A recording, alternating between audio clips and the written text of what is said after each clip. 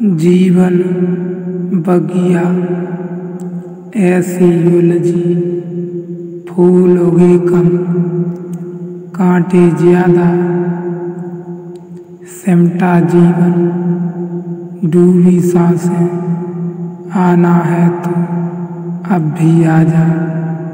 यदि आपने अभी तक तीसरे प्रवचन का पिछला अध्याय नहीं देखा है तो कृपया करके पिछला अध्याय देखें, तभी आप इस अध्याय को समझ सकेंगे।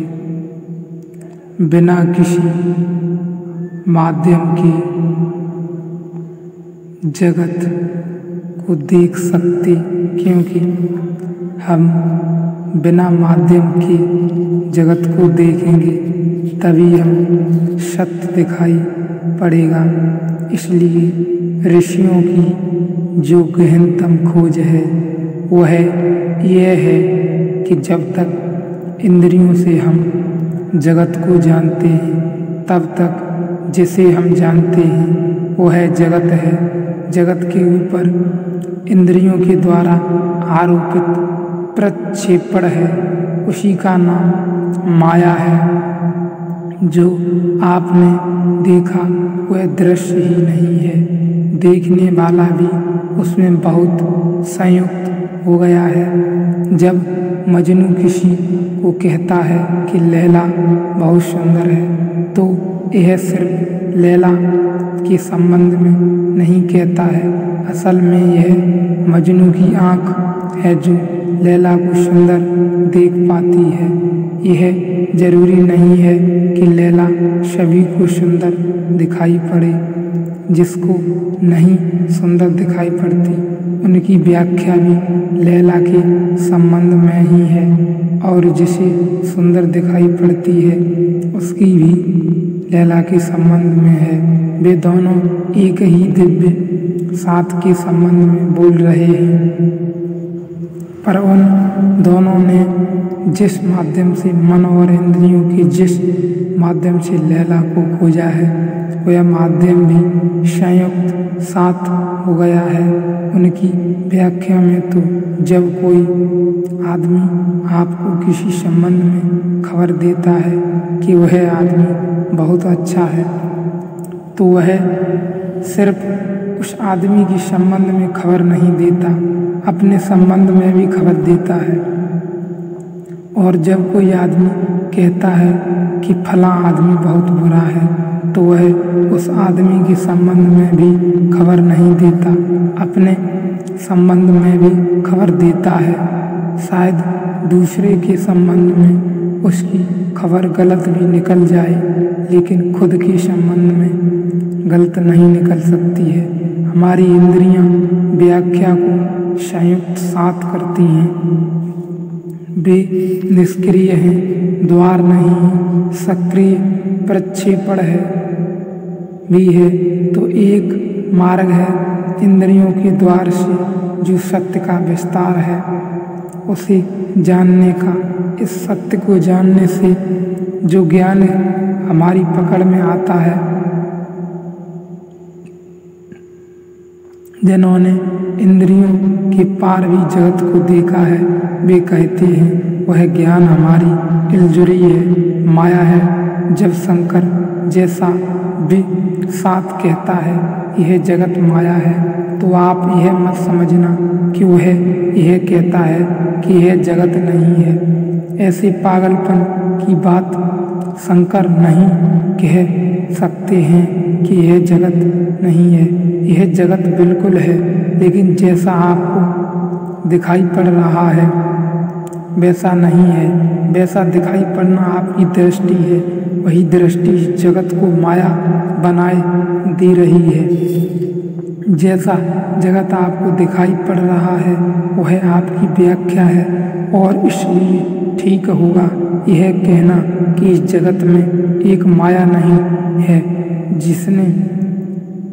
जितने इस जगत को जानने वाले हैं उतनी मायाएं हैं। हर आदमी अपना जगत निर्मित किए हुए जी रहा है। हर आदमी के इर्द गिर्द एक जगत है। आप अपने जगत में घिरे हुए जीते, आपको पड़ोसी अपने जगत में घिरा हुआ जीता है। इन दोनों जगत का कहीं कोई तालमेल नहीं होता और जब भी दो जगत को हम एक साथ बांधते हैं तो कलह होती है।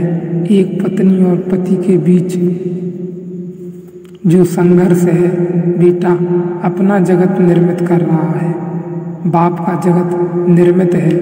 इन दोनों के बीच कलह होना अनिवार्य है, कोई और उपाय भी नहीं है। हम अपनी ही व्याख्या में घिरे हुए जीते हैं। ऋषि कहता है, इस जगत को इंद्रियों के द्वारा जानने की जो स्थिति है वह जागृत है। इंद्रियों के माध्यम से इस जागृत को जानने की जो अवस्था है उसे जागृत कहेंगे। इसमें 2-3 बातें और ख्याल में ले लेनी जरूरी है। ऋषि ने कहा है, सूर्य आदि देवताओं को सूर्य केंद्र है। हम अपने चारों तरफ जो भी देखते हैं, अगर उस सब के केंद्र को हम खोजें तो सूर्य केंद्र है। सूरज बुझ जाए तो हमारा पूरा जगत अभी राख हो जाएगा। जीवन सूर्य है, चाहे वृक्ष हरे पत्ते आनंद में मग्न हो रहे हों, नाचते हों और आकाश में बादल सरकते हों, और चाहे जमीन पर कोई गीत गाता हो, बांसुरी बजाता हो, और चाहे जीवन में अंकुर टूटता हो, चाहे बीज में अंकुर टूटता हो, चाहे जीवन में, और चाहे झरने पहाड़ से उतरकर सागर की तरफ बहते हों, इस सब के आधार में सूर्य है। सूर्य बुझ जाए तो सब जीवन बुझ जाएगा, इसलिए सूर्य आदि देवता कहा है। बाकी सब गौड़ है, सूर्य प्रमुख है। सूर्य यानी जीवन आपके भीतर श्वास चल रही है और खून में गर्मी है और हृदय में धड़कन है। सूरज का हाथ है इन सब में। अगर सूरज बुझ जाए तो हमें यह भी पता न चले कि वह कब बुझ गया, क्योंकि उसके बुझने के साथ हम बुझ गए होंगे। कोई इतिहास लिखने को बचेगा नहीं जो लिखे कि फला तारीख को सूरज बुझ गया, क्योंकि सूरज के बुझने के साथ हम सब तत्काल बुझ जाएंगे। इसलिए सूर्य को सदा ही केंद्र पर स्वीकृति मिली है। पर इसे देवता क्यों कहते हैं? विज्ञान इसे देवता क्यों कहते हैं? विज्ञान में इसे देवता नहीं कहते, और वैज्ञानिक को चिंता होती है कि हर चीज में भगवान को देखने की जरूरत क्या है। सूरज सूरज है, इसमें देवता को देखने की क्या जरूरत है। लेकिन भारतीय मनीषा कुछ और ढंग से सोचती है। भारतीय मनीषा के सोचने का ढंग यह है कि जिससे हमें कुछ भी मिले उसके प्रति अनुग्रहित होना अनिवार्य ही है, क्योंकि अनुग्रह के बिना हमारे भीतर जो श्रेष्ठतम है उसका आविर्भाव नहीं होता। मनुष्य के भीतर जो भी श्रेष्ठतम है वह अनुग्रह है।